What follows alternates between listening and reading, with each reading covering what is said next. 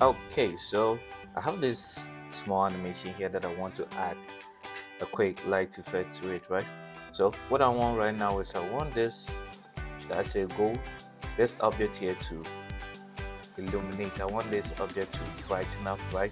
And once he gets to the top part, I want that light rays to go up. Okay, so what I'm going to do is I'm just going to do a quick trick here. So all I need now is the shine node, right? I put it here, but first of all, make sure you've located the object. You just can select it, press O on your keyboard, and you can locate it. So I have my shine node right here, right? What I need again is a composite. So bring in a composite, I take it to pass through. I put in a composite just underneath the drawing I'm working on. That way I can plug in every action into it. So once that I have that done, what I'm going to do is I'm going to plug in this stone into this, plug it in. I'm going to take it behind, right? And that should do, because I want the shine um, effect to be behind. So currently you don't see anything, right? The only way you're gonna see this is if you take it to the render view. But if you have your render view set to 1, depending on the type of PC you're using, it's gonna take a while to render. So what I'm going to do is I'm gonna set it to 1/3, so I don't need it to render fully, but still gonna render. So like I said, this is not how I want it to start. I'm just gonna have to change the point where it starts. So I'm gonna select this. I'm gonna turn on all the transformation, all the symbols. So making sure my animation is not on, I'm going to move this point right here to the center, change this, right? So this looks okay, but the light is a bit too bright and the amount of rays is quite a lot, so I'm going to reduce it. So all I need to do is come here, and everything here can be worked on, can be changed, right? So I turn on my threshold to keep it within some limit. So currently the amount of light rays I want to reduce, I'm just going to bring it down to, let's say, 30. Once I do that, it renders, and that's what I have, right? So the fall off is going to cut the length of how far this goes. So I'm just going to put in another value.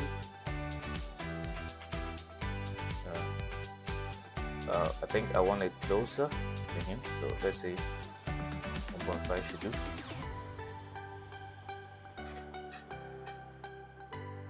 Or do I want it fast? You know what? Let's take it to 1. Let's stick to 1. I think 1 should do. 1.1 should do. Alright, so we are okay with this, right? So now we want to animate the light.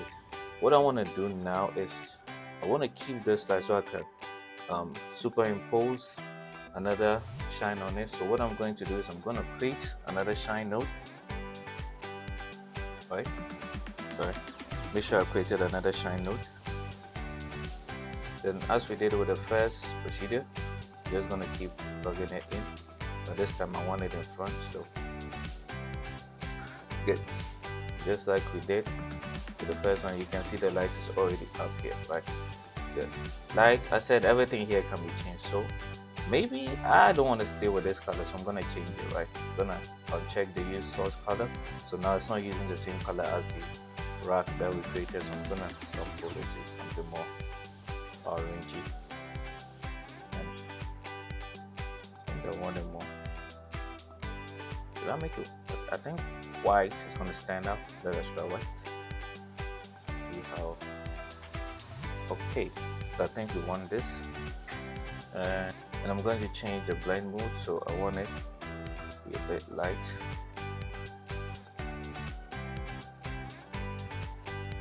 Alright, so now we want to animate on this one, so we are going to turn on our animation on.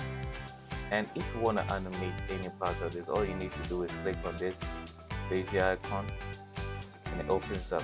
So like I said, I want the light rays to come up when he is on the last frame. So on the first frame, nothing's gonna happen. Nothing's gonna happen till he's on this last frame. Then the light rays are gonna come up. So I'm gonna turn it on. We're gonna set the keyframe here to make sure nothing happens and we move on. So set a playhead to the first frame. What I just do. Okay. So take it to the first frame, right? And I'm going to set a keyframe right here.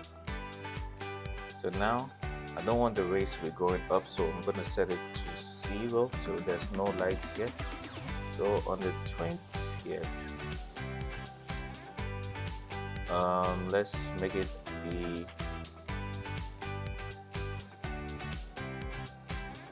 so once his hands is up, we set another keyframe on the 10th frame, +0, and between the 10th to the 25th, I want the light rays to happen. So I'm going to set another keyframe, but this time I'm going to put in the values, right? And as you can see, there's a steep incline here between these things and between these lines, so that means the effect will be steep. So I want it in a bit of a curve, slow in, ease in and ease out, right? So we have that, and if we should render, this is what we have. It's gonna take a while to render. Oh, that was fast.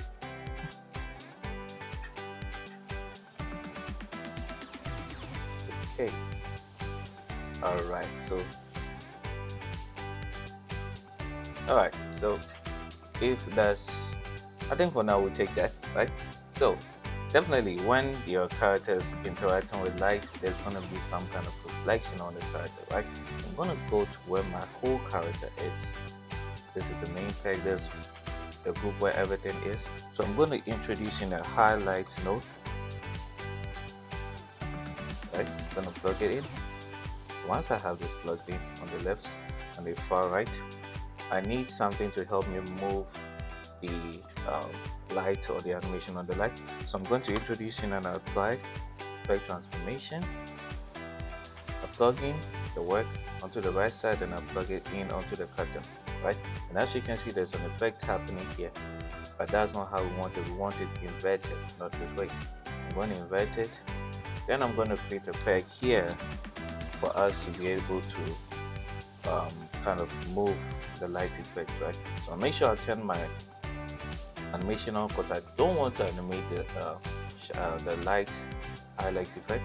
So I'm just gonna come here, move it just a little bit, and just as we did for the shiner, we can go into the tool properties, the highlight tool properties, and we can change how intense or we can change how intense or how we want it to work. So I'm going to set it on radial, and I want to use my own color, so I'm going to come here and I'll sample the gold color using the color picker. Okay, so that's it, and if we should turn it to our node render view, we have this. I think I want it a little bit intense, so I'm just going to increase this.